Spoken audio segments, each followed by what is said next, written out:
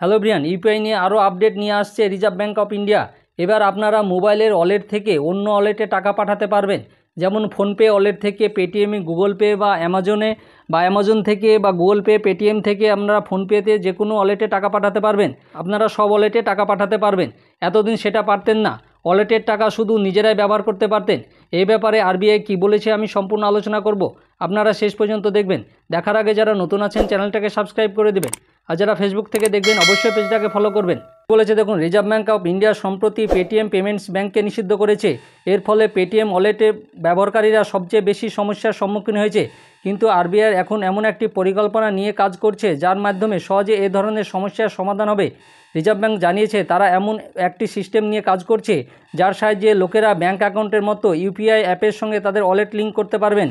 এখন দেশের কোটি কোটি মানুষ ডিজিটাল পেমেন্ট অ্যাপে ওয়ালেট ফিচার ব্যবহার করেন। এর মধ্যে রয়েছে ফোনপে থেকে অ্যামাজন পে পর্যন্ত সব কিছুই। মনে রাখতে হবে, মোবাইল ওয়ালেট কিন্তু ইউপিআই থেকে আলাদা। এটি একটি প্রিপেড পেমেন্ট ইনস্ট্রুমেন্ট বা পিপিআই, যেখানে অগ্রিম টাকা জমা করতে হয়। এবার এ সংক্রান্ত নিয়মে পরিবর্তন করা হয়েছে। কিভাবে ইউপিআইয়ের সঙ্গে ওয়ালেট লিঙ্ক সিস্টেম কাজ করবে?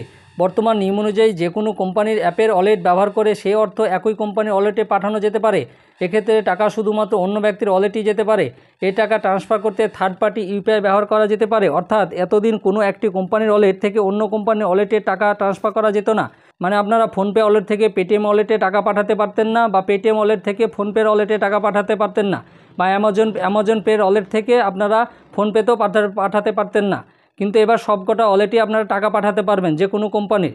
এতদিন কোনো একটি কোম্পানির ওয়ালেট থেকে অন্য কোম্পানির ওয়ালেটে টাকা ট্রান্সফার করা যেত না। কিন্তু আরবিআই এমন একটি পরিকল্পনা নিয়ে কাজ করছে যাতে সব সমস্যার সমাধান হয়ে যাবে। আসলে আরবিআই মোবাইল ওয়ালেটকে থার্ড পার্টির ইউপিআই অ্যাপ্লিকেশনগুলির সঙ্গে লিঙ্ক করার প্রস্তাব করেছে, যেমন ফোনপে, পেটিএম। এর ফলে কোম্পানির ওয়ালেটও ব্যাঙ্ক অ্যাকাউন্টের মতো কাজ করবে। রিজার্ভ ব্যাঙ্ক অফ ইন্ডিয়ার গভর্নর শক্তিকান্ত দাস এপ্রিলে মুদ্রানীতি কমিটির সিদ্ধান্ত ঘোষণা করার সময় জানিয়েছিলেন, পিপিআই ধারকদের কঠোরতা শিথিল করা হবে। পিপিআইকে থার্ড পার্টির ইউপিআই অ্যাপের সঙ্গে লিঙ্ক করার অনুমতি দেওয়া হবে। এর ফলে ব্যাঙ্ক অ্যাকাউন্টের মতো ওয়ালেটের মাধ্যমে ইউপিআই পেমেন্ট করা যায়। এতে সাধারণ মানুষ দারুণ উপকৃত হবে।